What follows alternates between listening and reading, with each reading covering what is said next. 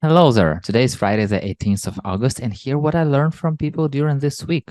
Email versus meeting as fast as I carefully can. Meeting as a stamp of agreement.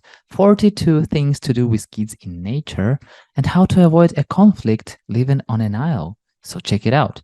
First, during our Freelance Drive conversation, Nermin Sehic made a great point about how a Zoom call or a personal meeting makes the difference when negotiating a project as a freelancer.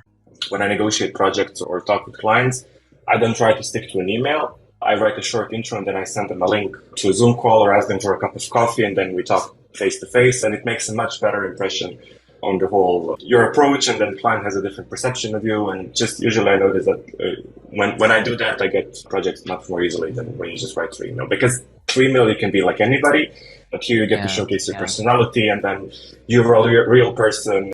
Second, listen to the Huberman Lab, where Andrew Huberman interviewed Maya Shankar. I noticed an exciting addition to the usual as fast as I can phrase. It is as fast as I carefully can. And this one word adds so much sense and mindfulness for both parties, for those who does something and who expects a result. Those who do emphasize that they really care about what they are doing and respect another person, and those who expect feel valuable and more tolerant of the time it takes to provide an accurate result. And check the link to the episode below. Third, on the Freelance Sucks conversation, Dan Kuida shared an approach to make a meeting the most effective. And it's very easy. You do one-on-ones with everyone. So when you enter a meeting, it's really just to put that stamp of agreement. It's not to come out with something totally new. So it's self-preparation as well. Picking your own brain, opening up draft thoughts that I put around what I want to achieve. If I'm not clear with myself, the team will not be clear on that, or at least where we're driving. So one-on-ones definitely work. Fourth, this week we had a non-action hour in the cultivators community where we shared stories of our lives, talked about summer, and connected so greatly on a personal level.